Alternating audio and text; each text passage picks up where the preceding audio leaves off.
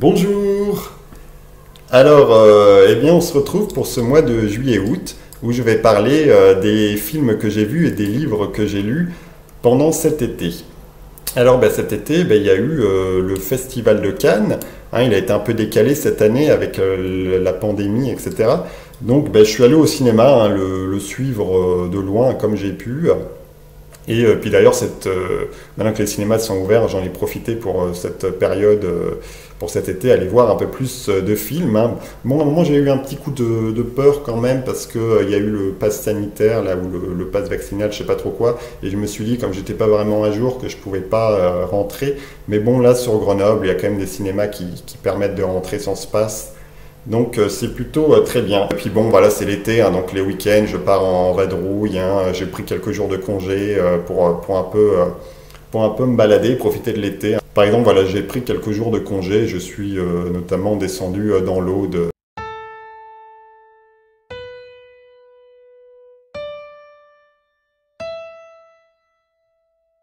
Le premier film que j'ai vu, c'est un film que j'ai vu au cinéma, Médecin de nuit. Donc on va suivre un médecin pendant toute une nuit à Paris. Et voilà, petit à petit, l'histoire va se dérouler comme ça. Les intentions sont plutôt bonnes, car c'est dans un univers assez sombre, avec des personnages assez compliqués, etc. J'adore Vincent Macaigne, qui est l'acteur principal. Les acteurs sont d'ailleurs tous très bons, très bien dirigés. Par contre, le bémol que je vais trouver au film, c'est que pour moi, c'est pas encore assez du cinéma en termes de réalisation. Donc c'était intéressant car les intentions sont bonnes, mais pas assez bon pour moi. Le deuxième film que j'ai vu, c'est un film d'animation japonais, Pompoko. Donc c'est un film qui, depuis des années, me donnait envie et que je me suis enfin décidé à voir. Donc c'est un peu une histoire écologique, dans le sens où on va avoir un petit groupe d'animaux qui vivent en société dans la forêt et les humains s'étendent de plus en plus et du coup vont rogner sur leur espace de vie. Alors visuellement c'est vraiment magnifique, c'est vraiment très bon, beaucoup d'idées. Ensuite, aussi, voilà, à la fin, j'ai quasiment eu les larmes à la fin parce que, voilà, c'est comment la nature et la ville, la nature et la vie humaine peut coexister ensemble. C'est un thème assez récurrent au Japon et c'est très bien traité. Après, je pense que ce film n'est quand même pas un chef-d'œuvre car c'est quand même assez répétitif, je trouve, et puis ça traîne pas mal en longueur. Mais voilà, visuellement, de très bonnes idées, très intéressant. Et puis, bon, on a de l'émotion à la fin. Donc ça reste un bon film à regarder. Ensuite, j'ai vu un film de Claire Denis, parce que je continue à explorer la filmographie de cette réalisatrice que j'aime beaucoup. Donc c'est 35 Roms. Donc 35 Roms, on va suivre un père et sa fille. Et sa fille devient de plus en plus adulte et on sent qu'elle va quitter la maison. Donc on va suivre leur interaction. Alors c'est toujours très bon, hein, du Claire Denis, ça prend beaucoup de temps, il y a de la très bonne musique. Après là c'est peut-être un peu trop lent, hein, il ne se passe pas grand-chose, mais ça reste très bien. Il y a des très grandes inspirations d'Ozu, le réalisateur japonais. D'ailleurs Ozu j'aime beaucoup, hein, je peux vous conseiller si vous ne connaissez pas Voyage à Tokyo ou Le goût du saké. Donc voilà, intéressant. Sans plus. Ensuite, je suis allé au cinéma voir Annette, qui a été le film qui a ouvert le Festival de Cannes cette année. Donc, c'est un film de Léo Carax. Donc, c'est toujours très étrange ces films. Et celui-là, c'est une comédie musicale où on suit l'histoire d'un couple à Los Angeles qui a un enfant un peu étrange. Je ne sais pas comment me positionner sur ce film. Parce qu'effectivement, c'est du cinéma. Hein, que ce soit en termes de folie, en termes de musique, en termes de jeu d'acteur. Mais ça reste un ovni total et je ne saurais même pas dire si ça m'a plu ou pas.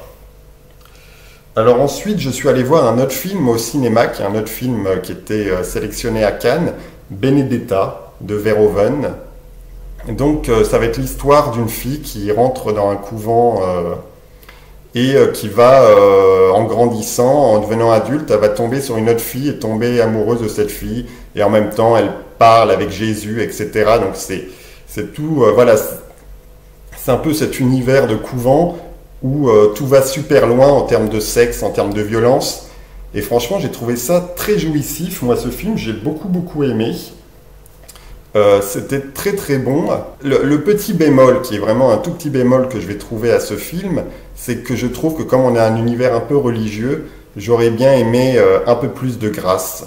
C'est vrai que dans l'idée, j'avais la religieuse de Rivette, qui est, c'est sûr, beaucoup mieux sur bien des points. Mais là, on n'est pas vraiment dans la même chose. On est plus, on va dire, dans l'amusement, dans le côté jouissif. Et je trouve que c'est plutôt très bien fait. Alors ensuite, j'ai vu un film chinois, parce que je ne sais pas si ça se ressent dans mes bilans culture, mais bon, je suis, ou dans le reste de mes vidéos de ma chaîne, mais je suis assez fasciné par la Chine, et donc j'aimerais voir des films chinois, même si j'en trouve finalement assez peu. Donc là, j'ai vu un film assez récent, Au-delà des montagnes. Donc on suit l'histoire sur plusieurs générations de personnes de Chinois. Bon, c'est bien fait, c'est intéressant, mais voilà, je ne savais pas vraiment où ça allait. Mais voilà, c'est toujours un peu l'occasion de voir la Chine, même si celui-là, quand même, j'ai quand même été plutôt désemparé. J'ai pas trouvé de génie ni quoi que ce soit. Ensuite, j'ai vu un film américain assez connu, Carrie au bal du diable. Donc c'est un film qui suit l'histoire d'une fille au collège ou au lycée plutôt, qui est à l'écart du groupe, qui est à l'écart de tout le monde, qui est un petit peu dans son coin, parce que sa mère, on va dire, elle est un peu folle dingue. Et du coup, c'est vrai qu'elle a une enfance assez difficile, une adolescence assez difficile, et un jour, elle est invitée à un bal, mais c'est un peu pour se moquer d'elle. Et du coup, clairement, en fait, elle a des pouvoirs magiques, et elle se met à tuer tout le monde. Donc moi, j'ai pas trouvé ça très réjouissant, je vous cache pas. Par contre, en termes de réalisation, mais c'est effectivement du grand art, c'est de l'orfèvrerie. Je vais dire en termes de musique, de plan de caméra, d'émotions provoquées, de suspense, etc. C'est vrai que c'est très très bon et c'est du grand cinéma. Alors ensuite, j'ai vu un petit film de Quentin Dupieux, Le Dain. On suit Jean Dujardin, qui devient un personnage totalement marginal et qui achète une veste en daim et qui commence à parler à sa veste. Alors au début, j'ai trouvé ça extrêmement marrant, très très bon. Par contre, après, sur la fin, je vais mettre un veto. Ça devient vraiment trop n'importe quoi, il se met à tuer des gens et tout. Là pour le coup, j'ai un peu moins aimé, j'ai un peu décroché. Ensuite, j'ai vu un film japonais, La rue de la honte.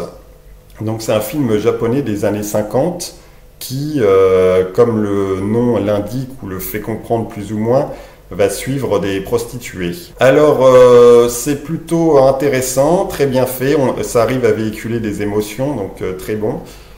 Après, je pense que le temps dira si j'ai vraiment été marqué par ce film, mais pour l'instant c'est plutôt en demi-teinte. Il y avait peut-être un peu trop de personnages, ça se perdait un petit peu.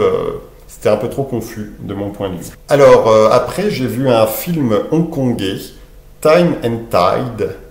Je ne sais pas si je le prononce bien. C'est un film qui va suivre un jeune à Hong Kong, un peu perdu, qui va s'associer avec la triade ou avec un gang, en tout cas sur Hong Kong. Alors c'est un bon film hongkongais, hein, comme on aime, avec une telle violence, c'est assez incroyable. C'est un film qui va à 100 à l'heure, avec énormément d'inventivité sur les plans visuels surtout. C'est très très bien fait. Par contre, malgré ce rythme effréné, je me suis quand même pas mal ennuyé. Je vais pas dire que c'est ma tasse de thé. Donc voilà. Ensuite, je suis allé au cinéma voir un film que j'attendais depuis un petit moment, qui est Kaamelott, premier volet.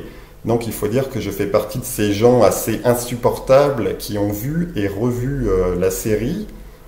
Et là, j'y allais avec pas vraiment d'attente, hein, parce que je m'attendais au pire.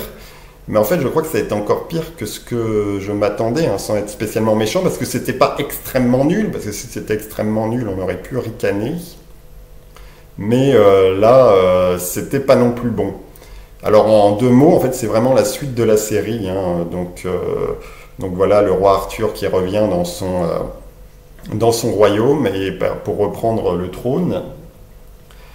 Je sais pas, je suis assez dubitatif parce que c'est pas mauvais, mais ça fait très amateur, je trouve. C'est même assez gênant tous ces personnages. Voilà, bon, effectivement, c'est encore super bien écrit en termes de dialogue, etc. Mais voilà, la musique est sublime, mais en même temps pas très appropriée, parce que quand il y a une musique sublime, incroyable, alors que pour de vrai à l'image il y a trois clampins qui marchent dans un désert, ou que c'est un combat d'épée plutôt minable, bon, je décroche pas mal. J'aurais bien aimé qu'en fait il y ait un autre film, pas une suite de la série, mais même si c'était ce qui était prévu, et puis en même temps c'est pas moi qui décide. Mais j'aurais bien aimé un film qui reprend vraiment le meilleur de la série, qui reste bien attaché à la légende arthurienne, hein, parce que là voilà, j'aurais aimé voir Perceval trouver le Graal, ce genre de choses. Bon là on n'a rien de tout ça, mais j'aurais aimé voilà un film vraiment d'1h30 avec vraiment le meilleur qui pourrait faire qu'il y ait des nouveaux gens qui sont conquis. Des nouvelles personnes qui soient conquises par cet univers et peut-être même vendre à l'international, voilà, que sais-je. C'est quelque chose quand même qui aurait pu être marquant, et là je trouve que c'est pas assez marquant. Alors ensuite j'ai vu un film de Verhoeven, parce que voilà, j'ai aimé Benedetta, donc j'ai vu Robocop. C'était un film qui me donnait pas envie à première vue, mais que finalement je me suis décidé à regarder. Donc on est dans une Amérique où la violence est extrêmement haute et la police ne sait pas vraiment comment faire, et du coup en fait ils développent un sorte d'humain robot dans le nom de Robocop pour faire la police. Alors ce film est en fait très très bon, hein. Là on a de la vraie bonne réalisation, on a de la folie, on a des messages. C'est plutôt très bon. Bon, même si j'ai pas extrêmement accroché, hein, parce que les films d'action comme ça, je crois pas que c'est mon truc. Alors ensuite, je suis allé voir le film qui a gagné la Palme d'Or cette année à Cannes, donc Titane. Alors j'y allais avec l'idée que c'était un gros navet, hein, je vais pas vous cacher. Alors j'en avais parlé dans un ancien bilan culture. J'avais revu Grave, qui est de la même réalisatrice, que j'aime plutôt pas trop mal. Là, Titane, finalement, alors je ne sais pas si c'est génial ou si c'est complètement nul, mais en tout cas, c'est une expérience cinématographique assez intense, avec voilà, de la musique, des plans de caméra, du gore, tout est vraiment bien calculé, tout est vraiment réfléchi, la lumière, etc. Donc je dirais une expérience cinématographique très intense et que j'ai plutôt apprécié. Alors je ne comprends pas pourquoi il a gagné la Palme d'Or. Je pense que ça doit être le côté, on est vraiment sur quelque chose dans l'époque, qui représente vraiment l'époque. Peut-être l'année 2021, c'est Titane. Et ensuite j'ai vu un film de Pasolini. Vous savez que je regarde un peu tous les films de Pasolini. Et là c'est Les Contes de Canterbury. Donc c'est un film un petit peu comme le Décaméron, où en fait ça va être une succession de petites histoires, tournant principalement autour des fesses, hein, on va pas se mentir. Bon, j'aime pas trop ce concept-là de petites histoires qui se succèdent, etc. Mais celui-là, je veux dire que j'ai peut-être beaucoup aimé, parce que j'ai quand même beaucoup plus aimé que le Décaméron, car globalement, il y a quand même des scènes extrêmement marquantes. Et puis voilà, là il y a quand même, avec très peu de moyens, on imagine, il y a quand même des très beaux décors, il y a des choses assez impressionnantes, et ça reste encore très bien réalisé, très bon, très marquant. Voilà. Le dernier film que j'ai vu pendant cet été, ça a été Scheherazade. Donc un film où on va suivre un petit, on va dire un petit caïd de Marseille, hein, donc la grosse misère à Marseille, la misère très crue. J'ai en fait énormément aimé ce film, hein, j'ai vraiment beaucoup aimé ce film. Voilà, c'est filmé de manière très vraie, il y a plutôt une bonne réalisation. On est vraiment plongé dans ce que c'est la misère à Marseille. Et j'ai plutôt bien aimé ce film et je recommande. Dans les livres, ce mois-ci, le premier livre que j'ai lu, c'est Les Mandarins de Simone de Beauvoir. C'est un livre dans lequel on va suivre des personnages qui sont globalement des intellectuels de gauche à Paris, juste après la Seconde Guerre mondiale. C'est très bien parce qu'on va suivre ces personnages évoluer. On va les suivre, voilà, aller au café à Paris, voyager, etc. C'est très très bien écrit, c'est extrêmement plaisant à lire, même si le livre est assez épais, il se lit très bien. Donc ça a plutôt été un régal, voilà, de suivre ces personnages. Alors on sent que c'est des gens, voilà, qui sont pas dans la misère, mais qui vivent. Donc il n'y a pas vraiment d'histoire, mais c'est un régal de suivre ces gens, et c'est vrai que c'était plutôt plaisant de les voir vivre comme ça. Donc j'ai plutôt vraiment beaucoup aimé ce livre. Ensuite, j'ai lu un livre de François Bégaudeau, Histoire de ta bêtise. Alors il faut savoir que François Bégaudeau, je l'ai découvert un peu sur le tard, et j'ai commencé à un peu écouter les heures de conférences qui sont disponibles sur Internet. Et je me suis dit, je vais aller peut-être un peu plus loin parce que j'aime beaucoup, il parle très bien, donc tout de suite, c'est assez fascinant. Et je me suis dit, je vais lire un de ses livres pour mieux voir le personnage. Alors là, en fait, c'est Histoire de ta bêtise, ça parle clairement des bourgeois, hein, on va mettre les pieds dans le plat, et pourquoi ils sont si bêtes. Donc c'est un essai. Déjà, premièrement, c'est plus qualitatif que les conférences, dans le sens où on apprend plus de choses, et ça c'est plutôt un très bon point, parce que c'est pas de la redite, et c'est pas un livre inutile. Alors l'écriture est très plaisante, hein, beaucoup d'ironie, pas mal d'humour, et voilà, donc c'est quand même très, très intéressant. Je pense que ça rabat un peu l'écart de la vision de la société, hein, et donc c'est plutôt très intéressant. Là où je vais être un petit peu plus négatif, c'est que je pense que déjà le livre n'est pas assez intemporel, hein, parce que très concrètement le livre est très récent et est sorti en 2019, je crois, donc on a encore un peu toutes les références. Mais bientôt, il n'aura plus vraiment d'actualité, vraiment plus ce même impact, et puis cette même pertinence. Et puis, surtout, je pense qu'il se perd un peu trop à faire des belles formules, plutôt qu'à vraiment exposer ses idées. Mais bon, c'est peut-être pas aussi le genre. Ensuite, j'ai lu une pièce de théâtre, Rhinocéros, de Ionesco, qui est aussi un petit peu politique, hein, comme les autres ouvrages que j'ai pu lire avant, où c'est une pièce de théâtre absurde, où en fait c'est une ville tout à fait normale, où il commence à y avoir des gens qui se transforment en rhinocéros. Donc sur la forme, c'est très très bon, c'est vraiment très plaisant, très bon.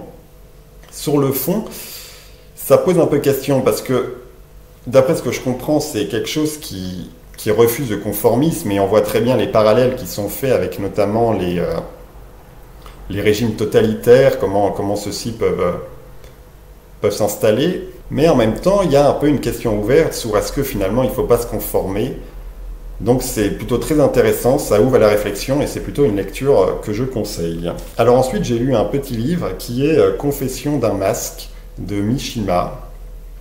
Donc c'est un auteur japonais qui va expliquer dans ce livre en fait comment il vit, comment il voit monter en lui son homosexualité, et aussi en même temps il va un peu parler de la vie au Japon pendant la Seconde Guerre mondiale. Alors je ne pensais pas que ça allait autant parler de ça, mais ça n'en reste pas moins très intéressant, très bien écrit, très touchant. Et je suis assez perturbé finalement par ce livre, parce que je pensais que ça allait plus parler d'autre chose que de l'homosexualité, mais on va dire que ça en reste pas moins très, très intéressant. Allez, bon ben salut!